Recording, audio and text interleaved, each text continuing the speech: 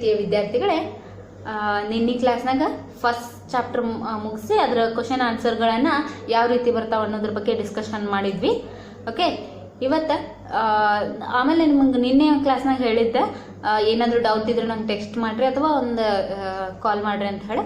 ಇಲ್ಲಿ ತನಕ ಯಾರೂ ಕಾಲ್ ಮಾಡಿಲ್ಲ, ನಾನು ಅನ್ಕೊಂತೇನೆ ಎಲ್ಲರಿಗೂ ಅರ್ಥ ಆಗತ್ತೈತೆ ಅಂತ ಹೇಳಿ. ಓಕೆ, ನೆಕ್ಸ್ಟ್ ಇವತ್ತು ಸೆಕೆಂಡ್ ಚಾಪ್ಟರನ್ನು ಸ್ಟಾರ್ಟ್ ಮಾಡೋಣ. ಓಕೆ, ಸೆಕೆಂಡ್ ಚಾಪ್ಟರ್ ನಿಮಗಿರೋದು ಭಾರತೀಯ ಪತ್ರಿಕೋದ್ಯಮದ ಸಂಕ್ಷಿಪ್ತ ಇತಿಹಾಸ. ಓಕೆ, ಭಾರತೀಯ ಪತ್ರಿಕೋದ್ಯಮದ ಇತಿಹಾಸದ ಕುರಿತು ಇಲ್ಲಿ ಚರ್ಚೆ ಮಾಡೋಣ. ಈ ಫಸ್ಟ್ ಚಾಪ್ಟರ್ ಒಳಗೆ ಪತ್ರಿಕೋದ್ಯಮ ಅಂದ್ರೆ ಏನು, ಅದರ ಅರ್ಥ, ವ್ಯಾಪ್ತಿ ಇವೆಲ್ಲ ಕಲ್ತಿದ್ದೀರಿ. ಇನ್ನು ಭಾರತದ ವಿಷಯಕ್ಕೆ ಬಂದಾಗ ಅಂದ್ರೆ ನಮ್ಮ ದೇಶದಲ್ಲಿ ಪತ್ರಿಕೋದ್ಯಮ ಅನ್ನೋದು ಯಾವ ರೀತಿ ಬೆಳೀತು, ಎಲ್ಲಿಂದ ಆರಂಭ ಆಯಿತು, ಯಾರು ಅದರ ಆರಂಭಕರ್ತರು, ಇವೆಲ್ಲ ವಿಷಯಗಳನ್ನ ಇಲ್ಲಿ ಡಿಸ್ಕಷನ್ ಮಾಡೋಣ ವಿದ್ಯಾರ್ಥಿಗಳೇ. ಮೊಟ್ಟ ಮೊದಲನೇದಾಗಿ ಹೇಳ್ಬೇಕಂತಂದ್ರೆ ಭಾರತದಲ್ಲಿ ಪತ್ರಿಕೋದ್ಯಮವನ್ನು ಆರಂಭಿಸಿದವರು ಹಾಗೆ ಭಾರತದಲ್ಲಿ ಪತ್ರಿಕೋದ್ಯಮಿಗಳು ಅಂತ ಕರೆಸ್ಕೊಂಡವ್ರು ಸಾಕಷ್ಟು ಜನ ಇದ್ದಾರೆ. ಓಕೆ, ಅದನ್ನು ಆರಂಭಕರು ಯಾರು ಅಂತ ಹೇಳಿ ನಾವು ಭಾರತೀಯ ಪತ್ರಿಕೋದ್ಯಮದ ಪಿತಾಮಹ ಅಂತ ಹೇಳಿ ಜೇಮ್ಸ್ ಅಗಸ್ಟಸ್ ಹಿಕ್ಕಿ ಅವ್ರನ್ನ ಕರಿತೀವಿ ವಿದ್ಯಾರ್ಥಿಗಳು. ಯಾರನ್ನ? James Augustus Hicky. ಅದೆಲ್ಲ ಹಿಸ್ಟ್ರಿನ ನೀವು ಈ ಚಾಪ್ಟರ್ನಲ್ಲಿ ಓದ್ತೀರಿ ಅಂತ. ಯುರೋಪಿನಲ್ಲಿ ಮುದ್ರಣ ಮಾಧ್ಯಮ ಅಂದರೆ ನಿಮ್ಗೆ ಫಸ್ಟ್ ಕ್ಲಾಸ್ನಾಗ ಹೇಳತ್ತಿದ್ನಲ್ಲ ಆ ರೀತಿಗೆ ಅಂದರೆ ಯುರೋಪ್ನಾಗ ಮುದ್ರಣ ಮಾಧ್ಯಮ 1450ರಿಂದ ಮುದ್ರಣ ಯಂತ್ರ ಕಂಡುಹಿಡಿದ್ರು. ಅಲ್ಲಿಂದ ಯಾವ ರೀತಿ ಎಲ್ಲ ಬೆಳೆದು ಬಂತು ಮುದ್ರಣ ತಂತ್ರಜ್ಞಾನ ಅನ್ನೋದ್ರ ಬೇಸ್ ಮೇಲೆ ಭಾರತೀಯ ಪತ್ರಿಕೋದ್ಯಮ ಇದು 1450ರಿಂದ ಮುದ್ರಣ ಯಂತ್ರ ಏನು ಆರಂಭ ಇರ್ತಲ್ಲ, ಮುದ್ರಣ ಯಂತ್ರನ ಕಂಡುಹಿಡಿದ್ರಲ್ಲ, ಅದಾದ್ಮೇಲೆ ಒಂದು ಶತಮಾನಗಳವರೆಗೂ ಭಾರತಕ್ಕೆ ಇದ್ರ ಪರಿಚಯನೇ ಇರಲಿಲ್ಲ. ಪ್ರಿಂಟಿಂಗ್ ಅನ್ನೋದು ಗೊತ್ತೇ ಇರಲಿಲ್ಲ, ಮುದ್ರಣ ಅನ್ನೋದು. ಓಕೆ, ಸೊ ಅವ್ರು ಹೇಳೋ ಪ್ರಕಾರ ಯುರೋಪಿನಲ್ಲಿ ಮುದ್ರಣ ತಂತ್ರಜ್ಞಾನ ಅಭಿವೃದ್ಧಿಗೊಂಡಂತೆ ಭಾರತದಲ್ಲಿ ಪ್ರಕಟೋದ್ಯಮ ಶುರುವಾದದ್ದು ಕ್ರೈಸ್ತ ಧರ್ಮ ಪ್ರಚಾರ ಹಾಗೂ ಈಸ್ಟ್ ಇಂಡಿಯಾ ಕಂಪನಿಯ ಹಿತಾಸಕ್ತಿಗಳನ್ನು ಕಾಪಾಡುವ ಸಲುವಾಗಿ. ಬ್ರಿಟಿಷರ ಹಿತಾಸಕ್ತಿ ರಕ್ಷಣೆಗಾಗಿಯೇ ಭಾರತದಲ್ಲಿ ಹುಟ್ಟಿಕೊಂಡ ಪತ್ರಿಕೋದ್ಯಮ ಹೆಚ್ಚು ಕಾಲ ಬ್ರಿಟಿಷರ ಸೇವಾನುವರ್ತಿಯಾಗಿ ಉಳಿಯಲಿಲ್ಲ. ಪತ್ರಿಕೆಗಳು ಬಲು ಬೇಗ ಈಸ್ಟ್ ಇಂಡಿಯಾ ಕಂಪನಿ ಮತ್ತು ಬ್ರಿಟಿಷ್ ಆಡಳಿತವನ್ನು ಟೀಕಿಸಲಾರಂಭಿಸಿದವು. ಭಾರತದಲ್ಲಿ ಪತ್ರಿಕೋದ್ಯಮ ಯುಗಕ್ಕೆ ನಾಂದಿ ಹಾಡಿದ ಪತ್ರಿಕೆ the Bengali gazette. Okay, the Bengali gazette. ಈ ಪತ್ರಿಕೆ ಆರಂಭವಾದದ್ದು 1780ರಲ್ಲಿ. ಇದರ ಸಂಪಾದಕ ಆಂಗ್ಲ ಪ್ರಜೆ James Augustus Hicky. Bengali gazette Hicky gazette ಎಂದೇ ಆಗ ಪ್ರಖ್ಯಾತವಾಗಿತ್ತು. ವಿದ್ಯಾರ್ಥಿಗಳೇ, ಆರಂಭದ ದಿನಗಳಲ್ಲಿ ಪತ್ರಿಕೋದ್ಯಮ ಭಾರತದಲ್ಲಿ ಯಾವ ರೀತಿಯಾಗಿ ಕಾಲಿಡ್ತು, ಅದಕ್ಕೆ ಮುಖ್ಯ ಕಾರಣ ಏನಂತಂದ್ರೆ ಕ್ರೈಸ್ತ ಧರ್ಮದ ಪ್ರಚಾರ ಮತ್ತು ಬ್ರಿಟಿಷರಿಗೆ ಅನುಕೂಲ ಆಗಲಿ ಅಂತ ಹೇಳಿ. ಅಂದರೆ ಬ್ರಿಟಿಷರ ಅನುಕೂಲ ಅಂದ್ರೆ ಅವರ ಸಮಯದಲ್ಲಿ ಅವ್ರು ಏನೇ ಮಾಡಿದ್ರು ಕೂಡ, ಏನೇ ನಾವು ಇವತ್ತು ಅಭಿವೃದ್ಧಿ ಅಂತ ಪರಿಗಣಿಸಿದ್ರು ಕೂಡ ಅವೆಲ್ಲ ಅವರಿಗೆ ಅನುಕೂಲವಾಗೋ ರೀತಿಯಲ್ಲೇ ಅವರು ಮಾಡ್ಕೊಂಡಾರೆ. ಸೊ ಹಾಗೆ ಈ ಪತ್ರಿಕೋದ್ಯಮ ಅನ್ನೋದು ಕೂಡ ಅವ್ರು ಆರಂಭಿಸಿದ್ದು ಅಂದರೆ ಮುದ್ರಣ ಪ್ರಕಟೋದ್ಯಮ ಅಂತ ಹೇಳ್ತಾರೆ. ಆ ಪ್ರಕಟೋದ್ಯಮ ಆರಂಭ ಆಗಿದ್ದು ಅವರ ಸಹಾಯಕ್ಕೂ ಅವರ ಅನುಕೂಲಕ್ಕೋಸ್ಕರ. ಸೊ ಆ ರೀತಿಯಾಗಿ ಬ್ರಿಟಿಷರ ಹಿತಾಸಕ್ತಿಯ ರಕ್ಷಣೆಗಾಗಿ ಆರಂಭಗೊಂಡಿತು. ಆಮೇಲೆ ಕ್ರೈಸ್ತ ಧರ್ಮದ ಒಂದು ಪ್ರಚಾರದ ಉದ್ದೇಶ ಇಟ್ಕೊಂಡು ಈ ಪ್ರಕಟೋದ್ಯಮ ಅಂದ್ರೆ ಮುದ್ರಣಗಳು ಆರಂಭವಾದರು. ಮುದ್ರಣ ಯಂತ್ರದ ಸಹಾಯದಿಂದ ಕೆಲವೊಂದಿಷ್ಟು ಪಾಂಪ್ಲೆಟ್ಗಳು, ಆಮೇಲೆ ಕ್ರೈಸ್ತ ಧರ್ಮದ ಬೈಬಲ್ ಆಗಿರ್ಬೋದು, ಇವೆಲ್ಲ ಏನಂತಂದ್ರೆ ಪ್ರಕಟ ಆಗಕ್ಕೆ ಆರಂಭ ಆಯಿತು. ಸೊ ನೆಕ್ಸ್ಟ್ ಏನಂತಂದ್ರೆ ಈ ಒಂದು ಆದ್ರೆ ಅವ್ರು ಏನು ಉದ್ದೇಶ ಇಟ್ಕೊಂಡಿದ್ರಲ್ಲ ಅದು ಭಾಳ ದಿವಸ ಅವ್ರಿಗೆ ಸಹಕಾರಿ ಆಗಲಿಲ್ಲ. ಅಂದ್ರೆ ಭಾಳ ದಿವಸ ಅವ್ರು ಅನ್ಕೊಂಡಿದ್ದು ನಡೀಲಿಲ್ಲ. ಅಂದ್ರೆ ಆದಷ್ಟು ಬೇಗ ಆ ಈಸ್ಟ್ ಇಂಡಿಯಾ ಕಂಪ್ನಿಯಲ್ಲಿನ ಕೆಲವೊಂದಿಷ್ಟು ಹುಡುಕುಗಳನ್ನು ಹೊರತರಕ ಈ ಪತ್ರಿಕೆಗಳು ಪ್ರಾರಂಭ ಮಾಡಿದ್ರು. ಅಲ್ಲಿ ಕೆಲವೊಂದಿಷ್ಟು ಭಾರತಕ್ಕಾಗಿಯೇ ಹೋರಾಡುವಂಥ ಪತ್ರಿಕೆಗಳು ಹುಟ್ಟುಕೊಂಡು ಇಲ್ಲಿ ಈ ಸಂದರ್ಭಗಳಲ್ಲಿ. ಹಾಗಾಗಿ ಭಾರತದ ಅಂದ್ರೆ ಪತ್ರಿಕೋದ್ಯಮ ಯುಗಕ್ಕೆ ನಾಂದಿ ಹಾಡಿದ್ದು ದಿ ಬೆಂಗಾಲಿ ಗೆಜೆಟ್ ಪತ್ರಿಕೆ ಅಂತ ಹೇಳ್ತೇವೆ. ಭಾರತದ ಪ್ರಪ್ರಥಮ ಪತ್ರಿಕೆ ಯಾವುದಂದ್ರೆ ದಿ ಬೆಂಗಾಲಿ ಗೆಜೆಟ್. ಈ ಬೆಂಗಾಲಿ ಗೆಜೆಟ್ ಸ್ಟಾರ್ಟ್ ಮಾಡಿದವರೆ ಜೇಮ್ಸ್ ಅಗಸ್ಟಸ್ ಹಿಕ್ಕಿ. ಇವರೇ ಭಾರತೀಯ ಪತ್ರಿಕೋದ್ಯಮದ ಪಿತಾಮಹ ಅಂತ ಹೇಳಿ ನಾವು ಇಲ್ಲಿ ಕರಿತೀವಿ. ಸೊ ಇವರು ಆರಂಭಿಸಿದ ಇದನ್ನ ಹಿಕ್ಕೆ ಗೆಜೆಟ್ ಅಂತಲೂ ಕೂಡ ಕರೀತಾರೆ. ಓಕೆ, ನೆಕ್ಸ್ಟ್ ಏನಂತಂದ್ರೆ James Augustus Hicky Bengali gazette ಪ್ರಾರಂಭಿಸಿದಾಗ ಭಾರತದಲ್ಲಿ ಬ್ರಿಟಿಷರ ಆಳ್ವಿಕೆಯಲ್ಲಿ ಭ್ರಷ್ಟಾಚಾರ ತಾಂಡವಾಡುತ್ತಿತ್ತು. ಆಡಳಿತದಲ್ಲಿನ ಭ್ರಷ್ಟಾಚಾರ ಹಿಕ್ಕಿಯ ಪತ್ರಿಕೆ ಮೊದಲ ಗುರಿಯಾಯಿತು. ಓಕೆ, ಈ ಜೇಮ್ಸ್ ಅಗಸ್ಟಸ್ ಹಿಕ್ಕಿ ಏನು ಮಾಡಿದಂದ್ರೆ ಇವನು ಐರಿಷ್ನವನು. Okay, Irish ದೇಶದವನು. ಆಮೇಲೆ ಇವ್ ಭಾರತಕ್ಕೆ ಬಂದು ಪತ್ರಿಕೋದ್ಯಮ ಆರಂಭಿಸಿದ್ದ. ಸೊ ಇಲ್ಲೇನಂತಂದ್ರೆ ಅವನ ಮುಖ್ಯ ಗುರಿ ಏನಾಗಿತ್ತಂದ್ರೆ ಇಲ್ಲಿ ಆ ಸಂದರ್ಭದಲ್ಲಿ 1780ರಲ್ಲಿ ಆರಂಭಿಸಿದ್ರಲ್ಲ, ಆ 1780ರ ದಶಕದಲ್ಲಿ ಭಾರತದಲ್ಲಿ ಬ್ರಿಟಿಷರ ಒಂದು ಅವ್ಯವಹಾರಗಳು ಮತ್ತು ಅವರ ಒಂದು ಭ್ರಷ್ಟಾಚಾರ ಎಲ್ಲ ತಾಂಡವಾಡ್ತಿತ್ತು ಅಂತ ಹೇಳ್ತಾರೆ. ಅದನ್ನು ಬಯಲಿಗೆಳಿಬೇಕಂತ ಹೇಳಿ ಜೇಮ್ಸ್ ಅಗಸ್ಟಸ್ ಹಿಕ್ಕಿ ತನ್ನ ಪತ್ರಿಕೆಯನ್ನು ಪ್ರಾರಂಭಿಸಿದ್ದು. ಹಿಕ್ಕಿ ಬೆಂಗಾಲ್ ಗೆಜೆಟ್ ಪತ್ರಿಕೆಯನ್ನು ರಾಜಕೀಯ ಮತ್ತು ವಾಣಿಜ್ಯ ಸುದ್ದಿಗಳ ಸಾಪ್ತಾಹಿಕ ಎಂದು ಬಣ್ಣಿಸಿದ್ದ. ಆಗ ಭಾರತದಲ್ಲಿ ವಾರೆನ್ ಹೇಸ್ಟಿಂಗ್ಸ್ ಗವರ್ನರ್ ಜನರಲ್ ಆಗಿದ್ದ. ಹಿಕ್ಕಿಯ Bengali gazette Shrimati Warren Hastings ಖಾಸಗಿ ಜೀವನದ ಕೆಲವೊಂದಿಷ್ಟು ವಿವರಗಳನ್ನು ಬಹಿರಂಗಗೊಳಿಸಿತು. ಇದರಿಂದಾಗಿ ಬೆಂಗಾಲಿ ಗೆಜೆಟ್ ಸರ್ಕಾರದ ಅವಕೃಪೆಗೆ ಗುರಿಯಾಗಬೇಕಾಯಿತು. ಹೇಸ್ಟಿಂಗ್ಸ್ ಸರ್ಕಾರ ಈ ಪತ್ರಿಕೆಗೆ ಹೇರಿದ್ದ ಅಂಚೆ ರಿಯಾಯಿತಿ ಮೊದಲಾದ ಸೌಕರ್ಯಗಳನ್ನು ವಾಪಸ್ಸು ತೆಗೆದುಕೊಂಡಿತು. 1781ರಲ್ಲಿ ಜೂನ್ನಲ್ಲಿ ಹಿಕ್ಕಿಯನ್ನು ಬಂಧಿಸಿ ಸೆರೆಮನೆ ದೂಡಲಾಯಿತು. ವಿದ್ಯಾರ್ಥಿಗಳೇ, ಅವಾಗಿನ ದಿವಸ ಈಗ ನಾವೇನು ಒಂದು ಪತ್ರಿಕೆಯನ್ನು ತೆಗಿಬೇಕಂತಂದ್ರೆ ಭಾಳ ಈಸಿ ಐತಿ ಪ್ರೊಸೆಸಿಂಗ್. ಓಕೆ, ಪ್ರೊಸೀಜರ್ ಭಾಳ ಡಿಫಿಕಲ್ಟ್ ಇಲ್ಲ. ಆರಾಮ್ಸೆ ನಾವು ಒಂದು ಪತ್ರಿಕೆಯನ್ನು ತೆಗಿಬೇಕಂತಂದ್ರೆ ಅದು ಲೋಕಲ್ ಆಗಿರ್ಬೋದು, ಸ್ಟೇಟ್ ಲೆವೆಲ್ ಆಗಿರ್ಬೋದು ಅಥವಾ ನ್ಯಾಷನಲ್ ಲೆವೆಲ್ ಆಗಿರ್ಬೋದು.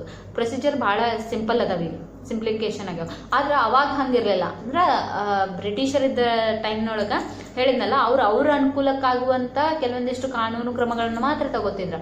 ಸೊ ಹಾಗಾಗಿ ಆ ಸಂದರ್ಭದಲ್ಲಿ ಏನಾಗ್ತಿತ್ತು ಅಂತಂದ್ರೆ, ಹಿಕ್ಕಿಯ ಬೆಂಗಾಲಿ ಗೆಜೆಟ್ನ ಅವನ್ನ ಆರಂಭಿಸಿದ ಮೇಲೆ ಆವಾಗಿನ ಟೈಮ್ ಅಂತ ಗವರ್ನರ್ ಜನರಲ್ ಆದಂಥ ವಾರೆನ್ ಹೇಸ್ಟಿಂಗ್ಸ್, ಓಕೆ, ಅವನ ಹೆಂಡತಿಯ ಕೆಲವೊಂದಿಷ್ಟು ಅವ್ಯವಹಾರಗಳನ್ನು ಇವನು ತನ್ನ ಪತ್ರಿಕೆಯಲ್ಲಿ ಬರೆದ.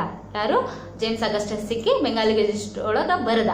ಓಕೆ, ಅದರ ಒಂದು ಪರಿಣಾಮವಾಗಿ ಸರ್ಕಾರ ಅವಂಗೆ ನೀಡುತ್ತಿದ್ದ ಕೆಲವೊಂದಿಷ್ಟು ಸೌಲಭ್ಯಗಳನ್ನು, ಹಾಗೆ ಈಗ ಅಂಚೆ ರಿಯಾಯಿತಿ ಅಂತ ಕರಿತೇವೆ ನಾವು, ಓಕೆ, ಅಂಥ ಸೌಕರ್ಯಗಳನ್ನು ಏನಮ್ಮ ಮಾಡ್ತಂದ್ರೆ ಅದನ್ನು ವಾಪಸ್ ತಗೊಂತು. ಓಕೆ, ವಾಪಸ್ ತಗೊಂಡಿದ್ದರ ಪರಿಣಾಮ ಏನಾಯ್ತಂತಂದ್ರೆ ಅವನಿಗೆ ಅದನ್ನು ನಡೆಸೋದು ಕಷ್ಟ ಆಯ್ತು. ಅದಾದಮೇಲೆ ಇದೇ ಉದ್ದೇಶ ಇಟ್ಕೊಂಡು ಅದನ್ನೇ ಅವನ ಹೆಂಡತಿ ವಿಷಯಗಳ ಖಾಸಗಿ ವ್ಯವಹಾರಗಳನ್ನು ಬರೆದ ಸಲುವಾಗಿ ಅವನ್ನ ಬಂಧಿಸಿ ಸೆರೆಮನೆಗೂ ಹಾಕಲಾಯಿತು. ವಿದ್ಯಾರ್ಥಿಗಳೇ, ನೆಕ್ಸ್ಟ್ 1780ರ ನಂತರ ಮುಂದಿನ 5 ವರ್ಷಗಳಲ್ಲಿ ಬಂಗಾಳದಲ್ಲಿ 5 ಹೊಸ ಪತ್ರಿಕೆಗಳು ಹುಟ್ಟಿಕೊಂಡವು. ಇದೇ ಕಾಲಕ್ಕೆ ಮದ್ರಾಸಿನಿಂದ ದಿ ಮದ್ರಾಸ್ ಕೊರಿಯರ್ ಹಾಗೂ ಮುಂಬೈಯಿಂದ ಬಾಂಬೆ ಹೆರಾಲ್ಡ್ ಪತ್ರಿಕೆಗಳು ಪ್ರಕಟಣೆಗೆ ಆರಂಭವಾದವು. ಈ ವರ್ಷ ಅಂದರೆ ಈ ಎಲ್ಲ ಪತ್ರಿಕೆಗಳು ಬ್ರಿಟಿಷ್ ಸರ್ಕಾರಕ್ಕೆ ಅಧೀನವಾಗಿಯೇ ಪ್ರಕಟವಾಗುತ್ತಿದ್ದವು. ಮದ್ರಾಸ್ ಕೊರಿಯರ್ 1785ರಲ್ಲಿ ಹಾಗೂ ಬಾಂಬೆ ಹೆರಾಲ್ಡ್ 1789ರಲ್ಲಿ ಆರಂಭಗೊಂಡವು. 19ನೇ ಶತಮಾನದಲ್ಲಿ ಜೇಮ್ಸ್ ಸಿಲ್ಕ್ ಬಕಿಂಗ್ಹ್ಯಾಮ್ ಆಗಮನದೊಂದಿಗೆ ಭಾರತದಲ್ಲಿ ನಿಜವಾದ ಸ್ವತಂತ್ರ ಪತ್ರಿಕೋದ್ಯಮ ಶುರುವಾಯಿತು. ಪಂಡಿತ್ ಜವಾಹರ್ಲಾಲ್ ನೆಹರು ಅವರು ಜೇಮ್ಸ್ ಸಿಲ್ಕ್ ಬಕಿಂಗ್ಹ್ಯಾಮ್ನನ್ನು ಪತ್ರಿಕಾ ಸ್ವಾತಂತ್ರ್ಯದ ಹರಿಕಾರ ಎಂದು ಬಣ್ಣಿಸಿದ್ದಾರೆ. ನೆಹರು ಅವರು ಏನು ಬಣ್ಣಿಸಿದ್ದಾರೆ? ಪತ್ರಿಕಾ ಸ್ವಾತಂತ್ರ್ಯದ ಹರಿಕಾರ. ನಾವು ಭಾರತೀಯ ಪತ್ರಿಕೋದ್ಯಮ ಇತಿಹಾಸದಲ್ಲಿ ಜೇಮ್ಸ್ ಅಗಸ್ಟಸ್ ಹಿಕ್ಕಿ ಇಟ್ಟಂಥ ಮೈಲುಗಳೇನೈತಲ್ಲ ಅದೇ ಮುಂದುವರಿದು ಜೇಮ್ಸ್ ಸಿಲ್ಕ್ ಬಕಿಂಗ್ಹ್ಯಾಮ್ ಅನ್ನೋನು ಏನಂದ್ರೆ ಈ ಭಾರತೀಯ ಪತ್ರಿಕೋದ್ಯಮಕ್ಕೆ ಒಂದು ಹೊಸ ಅಧ್ಯಾಯವನ್ನು ಬರದ ಅಂತ ಹೇಳ್ತಾರೆ. ಓಕೆ, ಯಾಕಂದ್ರೆ ಇವನು ಏನಂತಂದ್ರೆ ಪತ್ರಿಕಾ ಸ್ವಾತಂತ್ರ್ಯದ ಕುರಿತಾಗಿ ಸಾಕಷ್ಟು ಹೋರಾಡೋಣ, ಆಮೇಲೆ ಪತ್ರಿಕಾ ಸ್ವಾತಂತ್ರ್ಯ, ಅಭಿವ್ಯಕ್ತಿ ಸ್ವಾತಂತ್ರ್ಯದ ಬಗ್ಗೆ ಜನರಲ್ಲಿ ಸಾಕಷ್ಟು ಅಭಿಪ್ರಾಯಗಳನ್ನು ಇವನು ಮೂಡಿಸಿದಾನ. ಸೊ ಹಾಗಾಗಿ ಇವನ್ನ ಪತ್ರಿಕಾ ಸ್ವಾತಂತ್ರ್ಯದ ಹರಿಕಾರ ಅಂತ ಹೇಳಿ ನಾವು ಇಲ್ಲಿ ಕರಿತೀವಿ. ಯಾರನ್ನ? ಜೇಮ್ಸ್ ಸಿಲ್ಕ್ ಬಕಿಂಗ್ಹ್ಯಾಮ್ನನ್ನ. Okay, James Silk Buckingham Calcutta ಕ್ರಾನಿಕಲ್ನ ಸಂಪಾದಕನಾಗಿ 1818ರಲ್ಲಿ ಭಾರತಕ್ಕೆ ಬಂದನು. 1818ರಲ್ಲಿ ಇವನು ಕಲ್ಕತ್ತಾ ಕ್ರಾನಿಕಲ್ನ ಆರಂಭಿಸಿದ.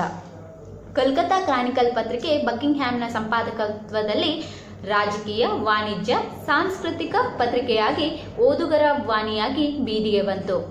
ವಾಚಕರ ವಾಣಿ ಅಂಕನ ಕಲ್ಕತ್ತಾ ಕ್ರಾನಿಕಲ್ನ ಮುಖ್ಯ ಆಕರ್ಷಣೆಯಾಗಿತ್ತು. ಕಲ್ಕತ್ತಾ ಕ್ರಾನಿಕಲ್ ವಾರದಲ್ಲಿ 2 ದಿನ ಪ್ರಕಟಗೊಳ್ಳುವ 8 ಪುಟಗಳ ಪತ್ರಿಕೆಯಾಗಿತ್ತು. ವಿದ್ಯಾರ್ಥಿಗಳ ಈ ಕಲ್ಕತ್ತಾ ಕ್ರಾನಿಕಲ್ನ ಏನು ಜೇಮ್ಸ್ ಬಕಿಂಗ್ಹ್ಯಾಮ್ ಆರಂಭಿಸಿದಲ್ಲ 1818ರಲ್ಲಿ, ಈ ಪತ್ರಿಕೆಯ ಮುಖ್ಯ ಉದ್ದೇಶ ಏನಂತಂದ್ರೆ ಅದರಲ್ಲಿ ರಾಜಕೀಯ ವಿಷಯಗಳು, ವಾಣಿಜ್ಯ ಮತ್ತು ಸಾಂಸ್ಕೃತಿಕ ವಿಷಯಗಳನ್ನು ಅವನು ಬರೀತಿದ್ದ. ಆದರೆ ಇಲ್ಲಿ ಓದುಗರ ವಾಣಿ ಅಂತ ನಾವು ಕರಿತೀವಿ. ವಿದ್ಯಾರ್ಥಿಗಳು ಇವತ್ತು ಅದೇ ಓದುಗರ ವಾಣಿ ಇವತ್ತು ಪತ್ರಿಕೆಗಳೇ ಓದುಗರ ಓಲೆ ಅಥವಾ ವಾಚಕರ ವಾಣಿ ಈ ರೀತಿಯಾಗಿ ಮಾರ್ಪಟ್ಟಿದೆ. ಅಂದರೆ ಈಗ ಫಾರ್ ಎಕ್ಸಾಂಪಲ್ ನೀವು ಈಗ ಪ್ರಜಾವಾಣಿ ಪತ್ರಿಕೆ ಓದ್ತಿದ್ರಿ ಅಂತಂದ್ರೆ ಆ ಪ್ರಜಾವಾಣಿ ಪತ್ರಿಕೆಯಲ್ಲಿ ಸಂಪಾದಕೀಯ ಪುಟ 6ನೇ ಪುಟ ಇರ್ತೈತಿ.